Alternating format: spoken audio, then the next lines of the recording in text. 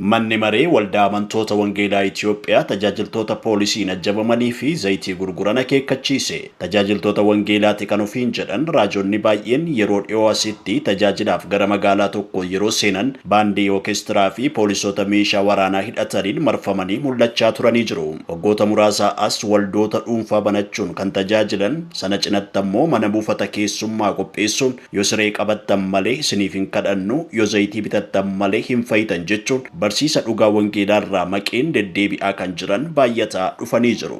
Manni maree waldaa amantoota wangeelaa Itoophiyaa tajaajilaan tokko hidhattoota meeshaa waraanaa waliin deemuun akka nama wangeelatti amanuutti guutummaatti fudhatama kan qabne beeksisee jira. Paastarii fi itti gaafatamaa waajjira mana marichaa kan ta'an Geetinnat Lammaan ibsa kennaniin qaamoleen mootummaa poolisii hiriirsanii meeshaa waraanaa ramadanii eegduudhaan marsanii akka waan qaamni addaa tokko magaalaa seene fakkeessuun sirrii akka hin taane dubbatanii jiru. Kun amantoota wangeelaatiifis kabaja miti jedhan. Amantoonni waldaa isaanii baay'een bakka awwaalchaa hin qaban, bakka itti waaqeffatan hin qaban, isarratti hojjechuu qabdu jechuudhaanis kaawunsilichi qeeqa kaasee jira. Meeshaan waraanaa kan mootummaati. Waraanni kan mootummaa waan ta'eef ajjaabiin hin barbaachisus jedhee jira. Manni marichaa tajaajiltoota kanaarratti tarkaanfiin akka fudhatamus akeekkachiiseera. Ajjaabiin hiika hin qabu. Macaafa qulqulluu keessas waan hin jirredha. Meeshaa waraanaan eegamuun hiika addaa qaba. Meeshaa waraanaa fi eegduudhaan ajjabamuun gaafa sodaan jirudha.